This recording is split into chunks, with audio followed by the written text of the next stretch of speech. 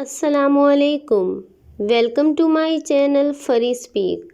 دوستو، آج کی یہ میری کہانی کسی کی زندگی پہ گزری ہوئی ایک سچی اور سبق آموز کہانی ہے۔ کہانی سننے سے پہلے میری گزارش ہے کہ آپ میرے چینل کو سبسکرائب کر دیجئے اور ساتھ میں دیے گئے بیل آئیکن کو پریس کر کے آل نوٹیفیکیشن بٹن کو سلیکٹ کر دیں۔ میرا نام ماریہ ہے اور میری بربادی کی داستان کا آغاز اس وقت ہوا جب میں قاسم کی محبت میں پاگل ہوئی۔ میرے گھر کے سامنے ایک بڑا ڈپارٹمنٹل سٹور تھا۔ قاسم وہیں کام کرتا تھا۔ میں روز ہی اسے اپنے گھر کی کھڑکی یا دروازے سے دیکھتی تھی۔ اس کی شخصیت مردانہ وجاہت سے مالا مال تھی۔ وہ میری طرف دیکھ کر مسکراتا تھا اور جواب میں بھی مسکرا دیتی تھی۔ اس طرح میری اور قاسم کی محبت کی شروعات ہوئی تھی۔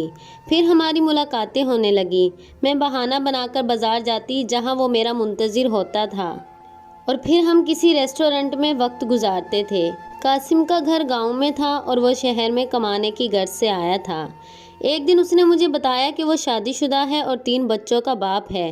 اس کی بیوی بچے گاؤں میں رہتے ہیں۔ اس کی بات سن کر مجھے دکھ تو ہوا تھا، مگر اس حقیقت کے جاننے کے باوجود میری محبت میں کوئی کمی نہ آئی تھی۔ میں اب بھی اس سے شادی کرنا چاہتی تھی، بلکہ اب تو وہ مجھے اور بھی اچھا لگنے لگا تھا کہ اس نے اپنے متعلق مجھ سے کچھ بھی نہیں چھپایا اور مجھے سب کچھ سچ سچ بتا دیا تھا۔ اب میں نے شدت سے اصرار کرنا شروع کر دیا کہ وہ میرے گھر رشتہ بھیجے۔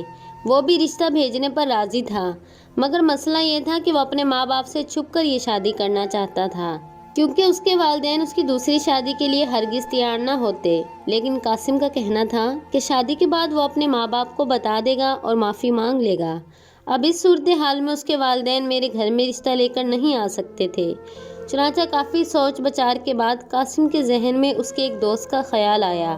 پھر اس نے اپنے دوست اور اس کی بیوی کو ہمارے گھر میرے رشتے کے لیے بھیجا، مگر میرے ابو نے انکار کر دیا۔ ان کا کہنا تھا کہ اگر لڑکے کے ماں باپ آئیں گے تو یہ رشتہ قابل قبول ہوگا۔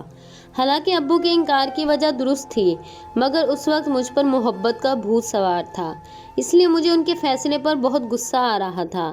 ماں باپ اپنے بچوں کا بھلا چاہتے ہیں، مگر نادان اولاد انہیں اپنا دشمن سمجھنے لگتی ہے۔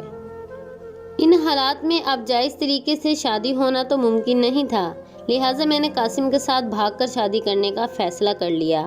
ہم نے پلان بنایا کہ دوسرے شہر جا کر کورٹ میرج کر لیں گے اور وہیں رہائش اختیار کر لیں گے۔ جس رات میں نے قاسم کے ساتھ بھاگنا تھا، اس رات مجھے میرے زمین نے جھنجھوڑنے کی بہت کوشش کی۔ چند لمحوں کے لیے میرے دل میں خیال بھی آیا تھا کہ یہ میں کیا کرنے جا رہی ہوں، اپنے والدین کی عزت پیروں تلے روند رہی ہوں۔ میرے اس عمل کے بعد وہ کسی کو منہ دکھانے کے قابل بھی نہیں رہیں گے۔ میرے بھائی جو آج سر اٹھا کر چلتے ہیں، ان کا لوگوں سے نظریں ملانا مشکل ہو جائے گا۔ میری چھوٹی بہنوں کے لیے کوئی بیانے نہیں آئے گا، کوئی ان سے شادی کرنے کو تیار نہیں ہوگا اور وہ اسی طرح شادی کی آس میں پوری ہو جائیں گی۔ میرے کیے کی سزا میرے گھر والے بھگتیں گے، میرا نام ان کے لیے گالی بن جائے گا، میرے والدین زندہ درگور ہو جائیں گے، میرے لیے ان کے دل سے ہمیشہ بد دعائیں ہی نکلیں گی۔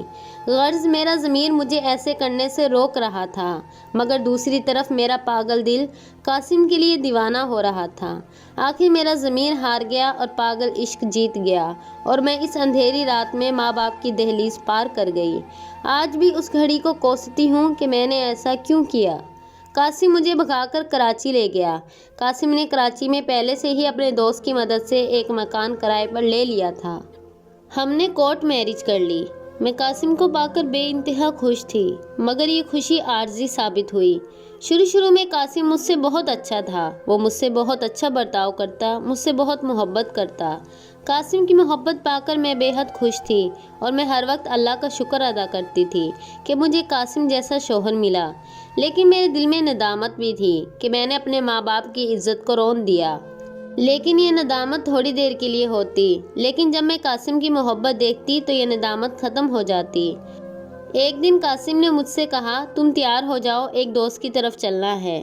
قاسم، ٹائم دیکھا ہے؟ رات کے 11 بج رہے ہیں، تیار ہونے میں 1 گھنٹہ لگ جائے گا۔ یہ ٹائم کسی کے گھر جانے کا نہیں ہوتا، لوگ اس وقت سوتے ہیں۔ ایسا کرتے ہیں کل چلے جائیں گے۔ میں نے قاسم کو سمجھانے کی کوشش کی، تم آدھے گھنٹے میں تیار ہو جاؤ، یہیں نزدیک ہی اس کا گھر ہے۔ مجبوراً مجھے تیار ہو کر جانا پڑا۔ جب ہم نے دروازہ کھٹکھٹایا تو ایک 40 سے 50 سال کی عمر کے آدمی نے دروازہ کھولا۔ وہ ہمیں دیکھ کر بہت خوش ہوا۔ ہم دونوں اس کے گھر میں داخل ہوئے۔ وہ آدمی مجھے ایسی نظروں سے گھور رہا تھا جیسے میں کوئی انسان نہیں، کوئی بکاؤ مال ہوں۔ قاسم، مال تو بہت زبردست لائے ہو، اس کی تو تمہیں منہ مانگی قیمت دوں گا میں، اس آدمی نے غلیظ نظروں سے مجھے گھورتے ہوئے کہا۔ قاسم اس کی بات پر میری طرف دیکھ کر مسکرانے لگا اور میں حیرت اور صدمے سے دنگ رہ گئی۔ پھر قاسم مجھے اس آدمی کے حوالے کر کے خود چلا گیا۔ میں بہت روئی۔ قاسم کو اپنی محبت کے واسطے دیے، مگر اس شیطان پر میرا کوئی اثر نہیں ہوا۔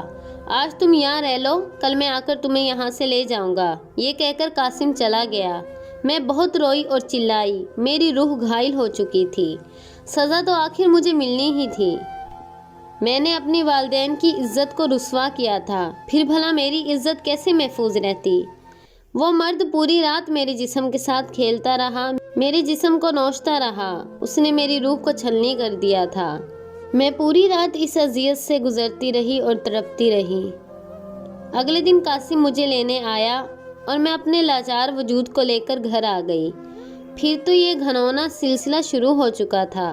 قاسم نے مجھے اپنی کمائی کا ذریعہ بنا لیا۔ وہ زبردستی مجھ سے یہ کام کرواتا تھا، مجھے کہتا تھا کہ اگر تم نے یہ کام نہیں کیا تو میں تمہیں جان سے مار ڈالوں گا۔ پھر ہر رات ایک نیا گاہک آتا اور مجھے ساتھ لے جاتا اور ساری رات میری عزت کو تار تار کرتا رہتا۔ قاسم مجھے ہر روز تانے دیتا تھا کہ تم کون سی پاک باز ہو، تم نے اپنے والدین کی عزت کو روندا ہے، تم قابل اعتبار نہیں ہو، تمہاری جیسی لڑکیوں کو کوئی بیوی نہیں بناتا۔ قاسم کی یہ باتیں میری روح کو چھلنی کر دیتی تھی۔ جس کی خاطر میں نے اپنے ماں باپ کی عزت کو رسوا کیا تھا، وہی آج اٹھ کر مجھے تانے دے رہا تھا اور روز میری عزت کو پامال کرتا۔ میں اپنے گھر والوں کو یاد کر کر کے روتی رہی۔ ان کے پاس واپس بھی نہیں جا سکتی تھی۔ کس منہ سے جاتی، اور اگر چلی بھی جاتی تو کیا وہ مجھے قبول کرتے؟ میں کئی دن تک یہ سب برداشت کرتی رہی اور پھر اس سے بچنے کے لیے میں نے ایک فیصلہ کر لیا۔ مجھے قاسم سے جتنی محبت تھی اس سے کئی زیادہ مجھے اب اس سے نفرت ہو چکی تھی، اس لیے میں نے اسے قتل کرنے کا فیصلہ کر لیا۔